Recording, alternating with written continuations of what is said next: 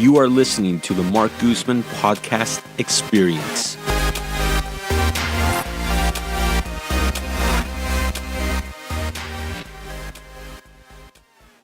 The Bay Area is one of the most diverse regions in America, and it's constantly evolving and changing. As a new generation of people start to move here, we are starting to see new trends arising. Among them, a spike in renters and high traffic. Today on Real Realtors, we talk to Cameron Platt of Abio Properties and Eva Elderts of Dudam Real Estate, and we get their take on the evolving Bay Area market and how to help clients navigate it. So welcome to another episode of Real Realtors. My guest today, Cameron Platt and Eva Elderts. So welcome to the podcast. Thanks for having us. So on Real Realtors, we like to talk about, it was Jenks, right? That was in tandem, right? Give me a Coke. So on Real Realtors, we like to talk all about real estate. And so let's just get into your background. So Cameron, let's start with you. Background. I'm a recovering attorney. Been a broker for 15 years. And just 2 years ago, I co-founded Abio Properties in Oakland, now with offices in Oakland and Lafayette. We do high-end to low-end residential real estate with emphasis on culture. Great. Wow, how do I follow that? I started off in dentistry and just made the switch to real estate. It'll be a year next month, and I love it. Well, congratulations Thanks. on your first year. Yeah. I think that's something I'm sure, Cameron, you remember your first year, right? It was a blur, but yeah. No, it's a fresh perspective, though. That's what you're bringing. It's been exciting, but not easy. And what company are you with? I'm with Dudam Real Estate Group. Okay. So Okay. Julie Dudam's amazing. She gives new agents a lot of support. So I'm super happy to have landed there. What's your primary area that you work? I'm out of the Danville office in Walnut Creek for now. How do you like that area? Love it. That's pretty much where I've been the entire time, most of my life. So How's the market out there? competitive, probably not as competitive as here. But I think everywhere in the Bay Area is super competitive right now. Yeah, just different ways. I mean, Yeah. Oakland still has that endemic underpricing and 20% under market and 14 days on the market is pretty much your standard. And if it's 15 days on the market, there's something horribly wrong with the property, Yeah. that sort of thing. Yeah, I had a buyer that I was showing in Oakland, and we were placing offers 200 to 250,000 over the asking price, and we were still getting outbid by an extra 100,000 Yeah. in cash. Yeah. I actually found myself saying to clients, if your offer isn't high, if your offer doesn't scare you, it's not high enough. And I can't believe I'm actually saying that to people, but that's what you have to do so in this true. market. It's just nuts. Yeah, you said that, and that's extremely true right now. And the look on their face was like, what? Yeah, so getting into homes is extremely hard right now. And California, more and more, is becoming like a renter state.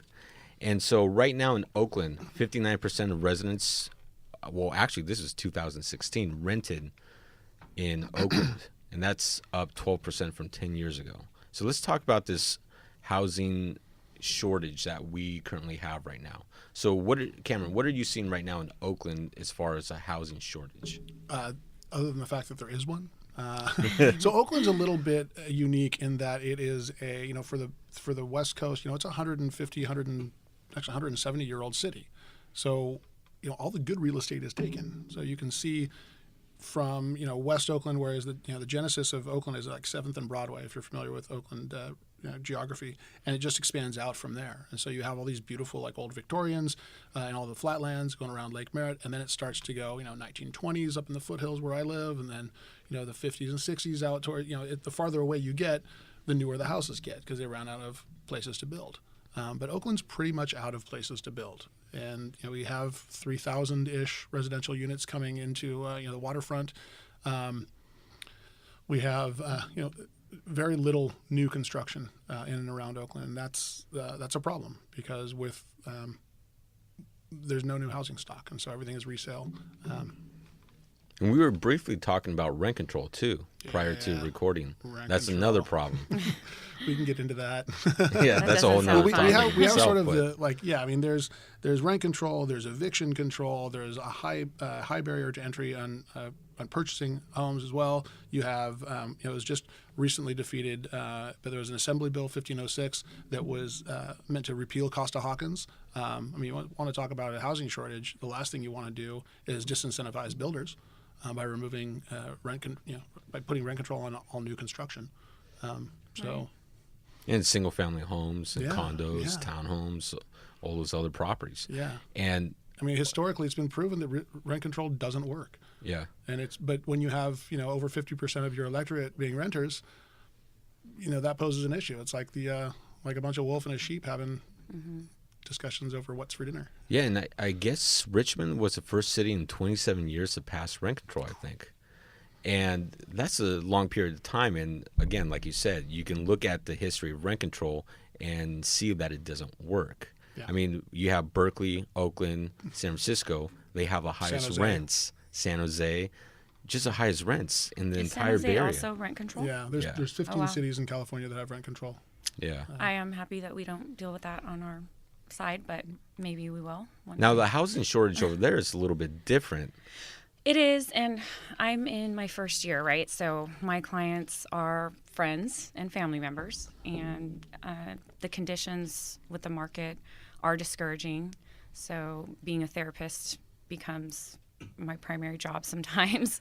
For example, I have a couple of friends. They're a sweet couple, millennial, beautiful children, looking for a home, found one that they love, but we're in multiple offer situations all the time, and they're getting really discouraged. So we're just, I just told them to kind of wait it out. Let's see how many offers, come up.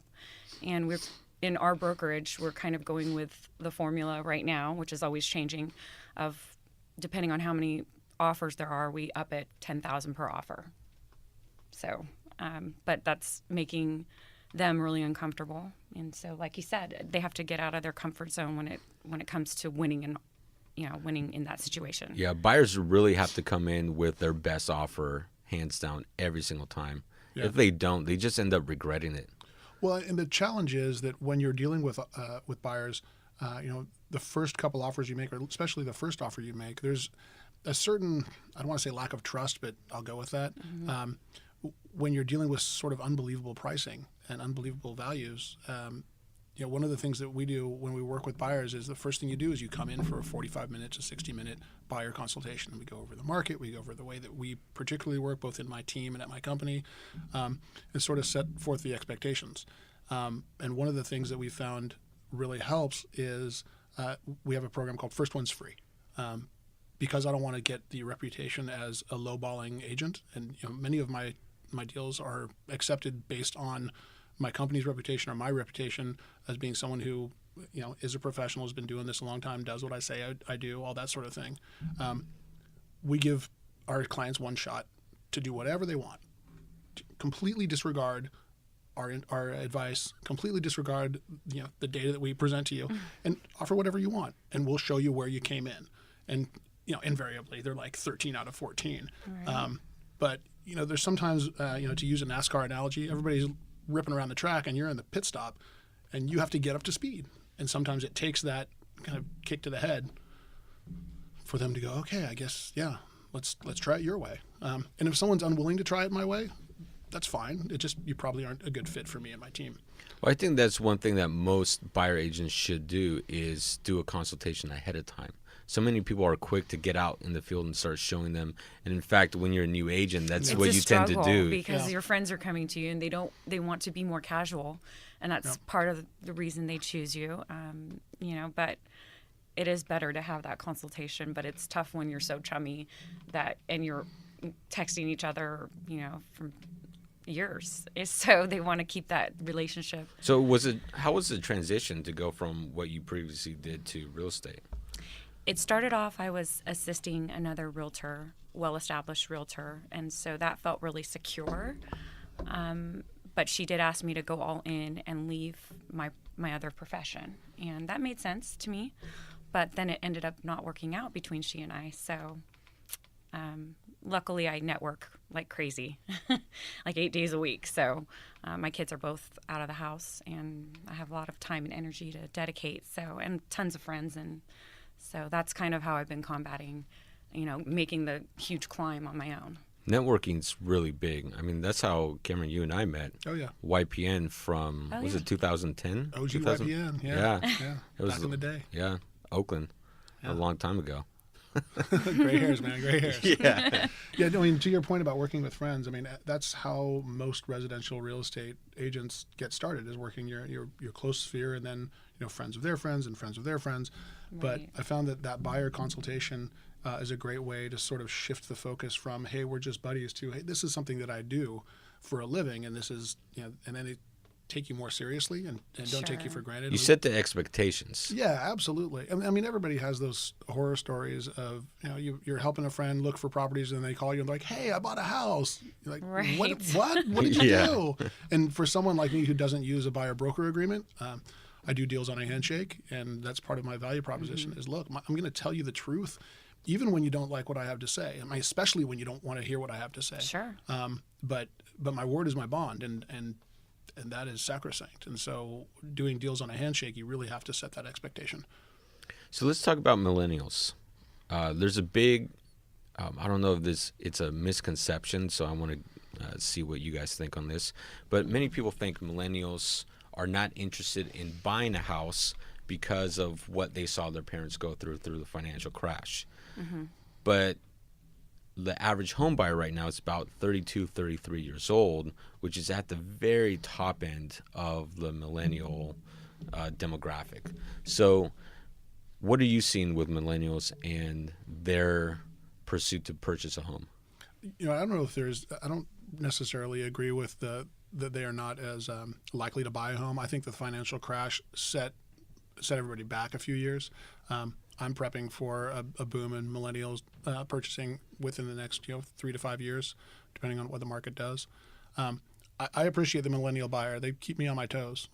I'll be 44 years old this year, Gen X, and and I get set into my high five. Yeah. But I get set into my ways, and to be. My average millennial buyer is going to be much more mobile focused, much more immediate. Absolutely. Need more immediate information. And it's like, I was kind of getting pretty comfortable in what I was doing, the way I was doing it. And, I have a buyer's agent who's under 30, who's amazing. I have trying to recruit more and more millennial agents into my office. Just if only for the energy, man. It's a whole new way of doing business. And so, I appreciate it. It keeps me on my toes. So most of my friends are millennials, and it's awesome. What I feel like, as far as I think they have trouble committing to a certain extent. They don't want to be uncomfortable in their lifestyle. Whereas I bought property when I was 23, and it was a struggle, and it was not easy, and I gave up a lot, and it's sacrifice and discomfort and all of those things, where I feel like some millennials, it's tough because maybe they change jobs frequently, or they move more frequently than I did in our generation, perhaps. So it's just kind of reeling them in and helping them focus, but they have the incredible benefit of having technological knowledge. So they're there right along with you finding properties. So it's helpful. It's definitely a collaborative, and Yes. It can be frustrating if you're used to being the source of information. Mm-hmm. Like for my generation, my parents' generation, it was like we were the ones pushing listings to the consumer. We were always the gatekeepers of this Sure. MLS And data. that's gone. Tides are changing. Yeah. So it's what I found with most of my millennial buyers, Gen Y buyers, and to some extent Gen X buyers, is they don't really care until they need you, and that can be humbling. A lot of real estate is sort of a personality game sometimes, and it's like to have someone just kind of ignore you for a while it can hurt a little bit. But then all of a sudden, hey, you're the most important person in my professional life right now because I need this information, this service, this whatever. Or sometimes they prefer using your app instead of talking to you, right? Mm-hmm. Yep. I've had great success with that. Yeah. I love the app. is helpful. The passive ways of keeping in touch with people, your Instagram feed or your Insta stories. Nobody's on Facebook anymore, but doing that, it's tough because you don't see any immediate results. But if you just, it's like a geographical farm. Just keep feeding it. Yeah. Just keep feeding it. Trust in yourself, and then I'm always surprised by how familiar people are with me when we finally do have a face-to-face interaction. It's like they know where I like to snowboard. It's kind of crazy. Yeah, it's long-term branding, and that's what social media does for you. You're not going to get, and you could, but you're not going to get immediate sales results out of it. Yeah. But it's that long-term branding to where you build a rapport with people without you having to really put a ton of effort into that one-on-one communication, Right. even though that helps and makes it better. But people love to follow you and know who you are, know what you do for your business. As long as it's authentic, man. If it's not Exactly. authentic, you're done. That's Yeah. true. I had no social media before entering real estate. I'm a very face-to-face person. With zero social media, I still know everybody in my town. So that was a new challenge for me. But I'm getting used to it and I enjoy it now. So on social media, do you have Facebook business pages? Mine are all business because I had no previous personal. So I just blend everything. My company has a business page. I am forming my own business page, but I don't currently have one. My social media strategy has really been more of that authenticity. It's going to be kind of funny pop culture references, a little bit of politics, a whole lot about my daughter, and then by the way, I also sell real estate. So you focus on your sphere of influence. I do. Your personal 85% page. of my business is people who already know and love me. And Yeah. the other 15% is where I spend most of my time trying to please love me. Yeah. Yeah. Right. Yeah. I think when it comes down to a business, you have to focus on both your personal sphere of influence, because that's a huge referral network alone right there, right? Mm-hmm. They say on average throughout your entire lifetime, a human being will know 1,000 people. Those 1,000 people will know 1,000 people. Yeah. So, just a type of network and referral network you can build just from your own sphere of influence is huge. And then you have your business page, and that's where you can take advantage of like Facebook ads and really target people. And, especially I know, Cameron, you do videos for your listings. Do you do videos too? I do. I don't have any listings at the moment, just working with buyers. And my first listing, I wasn't licensed yet, so that was under somebody else. But we did do video. I think video is huge. Yep. Yeah. And so I'm getting used to that, and I like it. We were talking about this before the recording, but yeah, video is, while I'd like to do it for every listing I have, I don't think it's feasible and not really warranted for every listing. But when there's a story to tell, then sure. Well, it's very tricky too, because if you look at the stats for every video, it seems like 50% of the people drop off in the first 2 or 3 seconds, and then you only end up with 2% of the people that really watch it till the very end. Yeah. And if you have a 3-4 minute long video, That's way Yeah, too long, that's way right? too I'm long. like No, 20 seconds or something. If you go into like we house all of our films at abiofilms.com, blatant plug. But if you look at them, you'll notice they follow a formula. There's no voiceovers. There's no agent that appears on it ever. So they're all unagent branded, so that all of our agents, I have 28 agents over 2 offices, all of them can use every video to go get more listings. As soon as you put a price on there, you've dated it. As soon as you put an agent on it, you've unnecessarily personified it or personalized it. And voiceover can turn people off. So there's poppy music, there's a little bit of story, there's something funny in each one. They're quirky and as short as we can possibly make them. Yes. Because very few people actually will finish them, and the branding and the URL that's all at the end. So, yeah.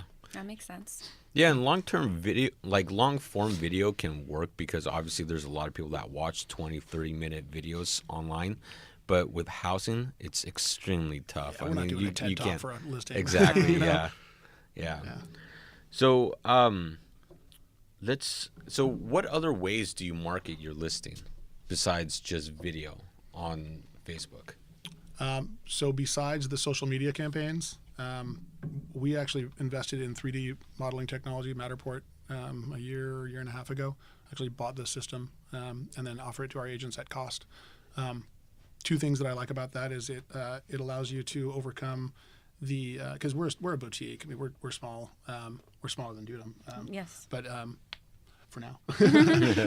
But one of the things that I come up against in my market is, well, you have these national brands with international presence. And it's like, well, that allows us to overcome a lot of that. It's like when you can have a Hong Kong buyer, put on VR goggles or just go on their phone and virtually tour the house and be able to see a floor plan that Matterport puts out and that sort of thing. In addition to video, in addition to top-notch photography, that's very powerful. And we've actually won listings because of that, I think. But our main focus is the visual, because most of our most house searches, they start online. It's like 93% or something like that. So I want to make sure that visuals are top notch. We have a select few photographers that we actually work with.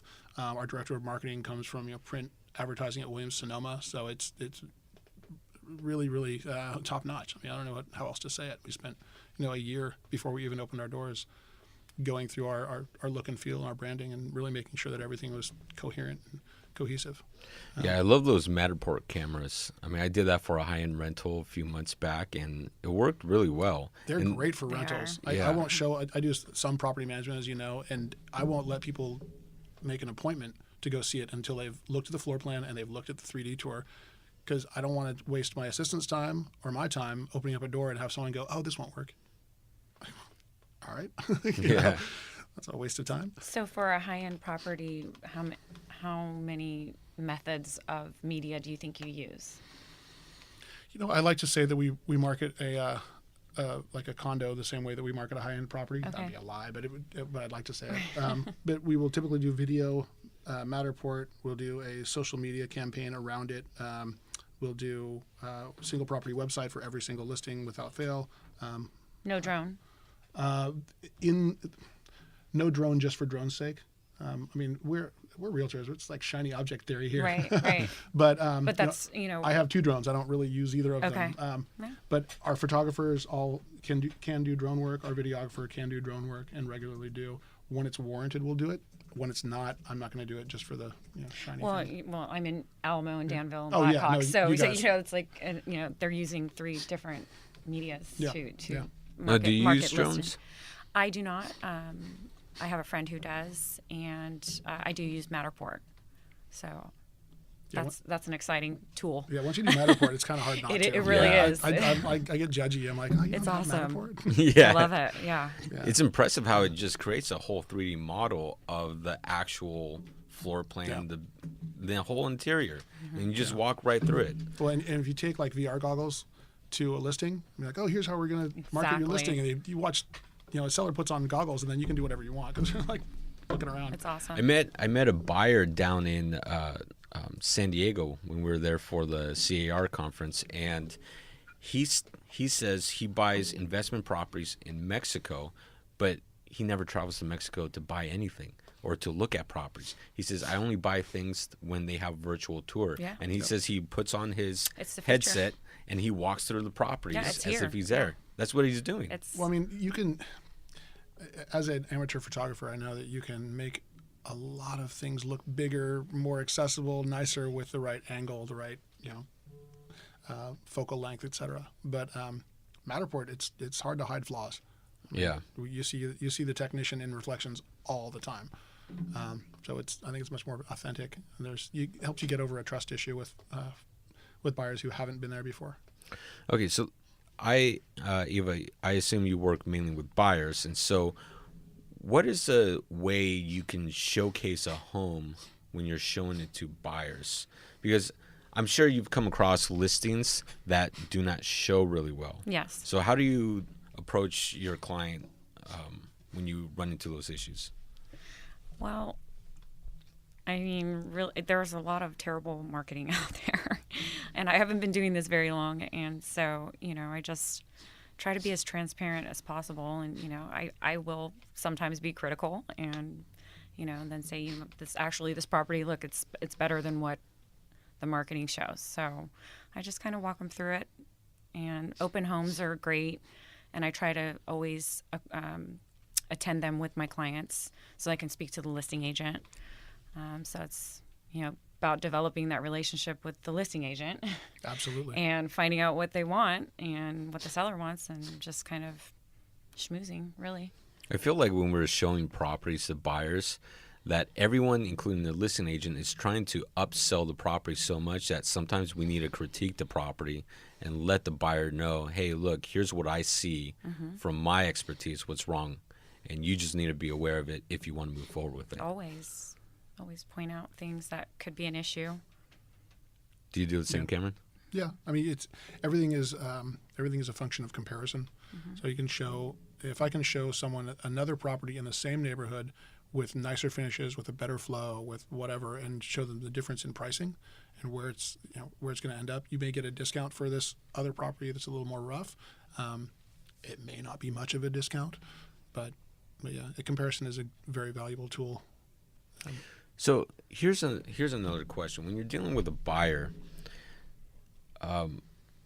when they ask you, what should I offer on the property, or what do the comps look like? How do you address that? I know everyone's got a different approach to that question when they get it from their clients, so I'm curious how you approach it. Well, with the market being the way that it is, and we're in multiple offer situations all the time, you just have to be brutally honest. I always take my time doing it. I run it by my manager. He does comps as well on my properties right now, because I have to be safe and make sure that I'm representing the brokerage well and being the best agent that I can be. But just, they always ask, what do you think? And so I always say, let me take some time to run the comps, speak to my manager, and then we come back and advise them. And they typically don't ever want to hear what we have to say, but it's uncomfortable making the largest investment of your lifetime, but it's necessary.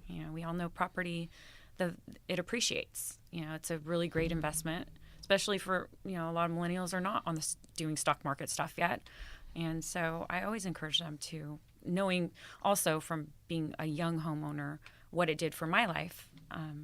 Made me a lot more financially secure, and I was a single mom, and I was able to raise my kids in a great neighborhood with wonderful schools because I was a homeowner. So it's just, try to encourage and inspire them.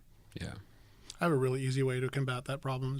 I don't give pricing advice in that. I won't tell you what to buy. I'm not going to tell you what to pay. It's not my money. It's not my house. Yeah. And odds are I'm wrong. And anybody who says that they know exactly what a house is going to go for is lying. Because so how do you get them crazy to come always up, wins, right? They so always want the security of your advice, though. So I'm glad you asked. So what we do is we do kind of a two-tiered pricing strategy. We'll look at comps and what the overall price is, and then we'll look at a price per square foot model for very close comps. We also take into account how many disclosure packets are out. I keep in very, very close contact with the listing agent. And we've found that on the listing side, the agent who is most communicative and the buyers who are most friendly and open, like at the open house, those are likely your best buyers. And so we pay attention to that, and we try to emulate that on the buyer side. So I'm always going to be establishing rapport with the listing agent, seeing what it is that their client is really looking for. How is the offer ecosphere looking? How's everything shaping up so that we can be the last people to offer and have the most competitive bid. And I'll ask, do you have anything over 900? Why not? Offers aren't confidential. Dirty little real estate secret. Offers are not confidential unless specifically stated otherwise in writing by both parties. And so when an agent says, I can't tell you that, why not? I'm trying to get you the most money for your client. It's kind of your job to do that. That's interesting. I always thought it had to be confidential. Absolutely not. Absolutely not. Do they ever get irritated because you ask them? All the time. And it's usually people who've been doing it the same way for a long period of time. Right. And I think a lot of brokers tell you that. Yeah. I mean, nobody wants to be known as an offer shopper. So I'm never going to tell, I've got an offer at $825. Can you come up? But I'll give you a sort of, it's in my best interest as a listing agent to not waste people's time and not make sure that offers that are coming in are competitive. I'll say, hey, I've got 7 offers in hand, and your offer probably should have a 9 in front of it, and we don't have any contingencies. I'm just telling you. That's great. as long as you're being truthful. I love the transparency. I mean, we don't get. I mean, it's not the culture where I'm at. Yeah, it's challenging at times. But And I guess you wouldn't have to deal with 40 offers coming in where, 35 of them won't even make the cut. I don't want 40 offers. I want enough offers that we have a nice little spectrum. I want enough offers where I know that I've done my job for my client. And I want enough offers where I can do a second round of negotiation if need be. If there's no one clear standout, here's a shopping bag full of cash, it's $1 million, go ahead. Then I'm going to go back and negotiate with the top few agents, or the ones that have shown the most interest and the most willingness to still play ball, and see what's the best offer that I can cobble together for my client. The last thing anybody wants to do is sell a house twice. So let's get that strong offer with great terms, with a high price, with a dedicated buyer, with an excellent agent on the other side. Let's not de-emphasize the importance of that. Yeah. There's some agents where I'm like, it's hard to deal with And it them. sucks for those buyers because they may be legit buyers, Yes. but their agent's just horrible. Yeah. And we'll not concentrate on that part. But yeah, I mean, it takes all kinds. But let's not forget our duty. We have a duty to our sellers, or to our clients, regardless of which side they're on, to get them the best deal that we possibly can. And the minute that we stop doing that is when we start becoming irrelevant. And that's when we just start becoming, we're a commodity. We start becoming order takers. And that doesn't command a competitive commission. That's not how I want to feed my family. That's not the legacy that I want to lead. That's not the kind of, person that I am. So are you a fan of those software programs where people can place online bids and see what everyone else is bidding on the property? Yes and no. Because they claim full 100% transparency, but I would see the drawback with that is some people would just wait before making an offer. Is it really 100% transparent? Is there a reserve that you can see? Well, that's what they claim. Yeah. I've never seen one. Well, I've seen a few where they say you could state like a reserve, kind of like how eBay works. Yeah. But discloses. I think there's a power to auctions. I don't dismiss it as a business model. I used to be part of a franchise that was trying to bring auctions into the United States and failed. Keller Williams is doing it now. There's a few different models. I've had agents in my office, because I'm the broker for all my agents. I've had agents in my office come to me very frustrated because they've won the auction and not won the house because it hasn't hit the reserve that nobody knew about. So if we're going to have a model that's full transparency, let's have full transparency. But right now, I think it's frustrating because you have a population of buyers who is they're oriented to the way that real estate business works now. Where there isn't a buyer's premium like you'll see in a lot of auctions, like 3%, 3.5% buyer's premium. That raises questions on, hey, can I write this off? Can I wrap that into my loan? Why would I want to support a system that deleverages the purchasing power for real estate by Right. decreasing the amount of down payment that I have available? So I think there are some very serious flaws. As history has shown, there'll probably be two models that rise out of it, two auction models that rise out, and they'll battle it out, and one will eventually win. But I think openness and transparency is very important in real estate. I mean, my company name is derivative of abierto, the word for open in Spanish. Okay, So, I didn't know that. yeah. That's our whole model, is just being I always wondered how you came with. Now, how do you pronounce it? Abio? abio. Abio. Like, I get it. Abio. Yeah.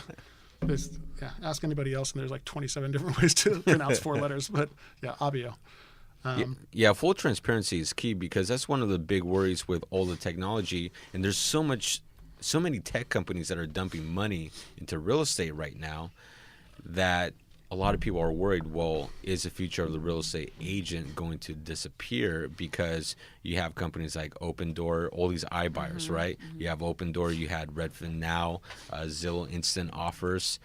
And my personal opinion is that it'll never disappear because you always have to have that professional take a look at that transaction for you. And then how many buyers really have the time or want to spend the time to go through everything? Buyers don't care, man. Buyers want the house. Mm-hmm. Give me the house. Get me the house. It doesn't. Whoever unlocks that door is going to get the business. Being new, I am a little intimidated by that, though. The replacement. don't think it'll ever completely happen, but I think there'll be maybe a time where, you know, you have to be a really phenomenal agent to really make a living doing it. I think it's actually better for no room you, for though. average, you know, it's above average or nothing. I think it's better, like in your case, coming in now with all these different iBuyers already into the mix and already into the play. Because what happens is when you're in the business for a while and then things start to dramatically change, and we're seeing things change at a much faster pace because of the internet, Yes. you have a lot of people that are fighting it because they're scared.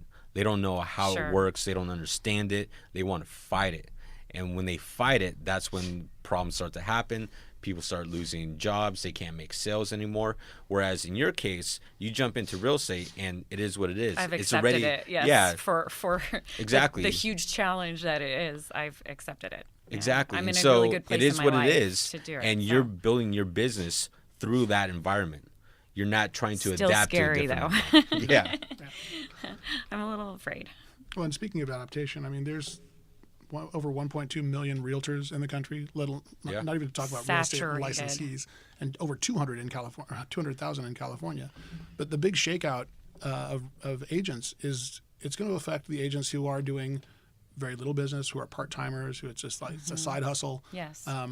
You know, I always joke, I'm like, it's the biggest purchase of your life. Don't trust, you know, your friend's uncle Right. just because you know them. I mean, go for someone who has dedicated their life into, you know, being the best agent that they can, being the best advocate that they can for you. I think what's going to shake out a lot of realtors more than any sky is falling sort of thing, like Zillow's getting in the brokerage game, or any you know, any of these like online startup solutions that's going to, you know, quote unquote disrupt the industry. I hate that term. It's going to be a Millennial term. yeah, it's going to be a downturn Total. in the market overall. It's going to be, you know, when you have a recession, when you have a downturn like we had like back in 2006 to 2008, where volume went down. Because pricing can go anywhere, but this is a volume business. And so if I don't care how many, you know, what the price of the house I sell is, if I'm doing a volume, I can make, you know, then I can make a living. But if that volume goes down, I mean, talk to a lender who lived through the crisis. And, you know, Right. I know lenders who are like, well, I just went snowboarding that whole winter. It's like I couldn't do anything except pull my hair out. So, yeah, I think that's going to be the shakeout is a downturn in volume. And it'll show people who have their Who's going to fare through? exactly who's got their business together, who's providing the most value and has, you know, recurring forms of business. So Yeah. Well, on that note, thank you to the two of you for being on the podcast. thanks for having us. Yeah, Now, if it's someone wants fun. to work with you, Eva, what's the best way for them to contact you? My email, so that's eva@myrealtoreva.com. And I'm Cameron? Cameron, Cameron, at Abio Properties, ABIO. Great. We'll link you guys up in the comments, description, and thank you for being on the podcast. Thanks for having Thank us, man. you. Thank you so much for listening to the podcast. Thank you to our producer, Sam Lubin. Please subscribe, like, comment, and share the podcast. Remember, you can listen to the podcast on iTunes, Podbean, iHeartRadio, Google Play, SoundCloud, and anywhere else you listen to podcasts. For more information on my business as a property manager and real estate team, go visit my website at markguzman.com. I really want to thank all of you for listening. It means the world to me, and I hope today's episode provides you value in your day-to-day life. I created this podcast to help showcase the many great people that live in this world and help share some knowledge that I've learned along the way in life. Again, thank you for listening. Check out our sponsors, and I'll catch you on the next episode.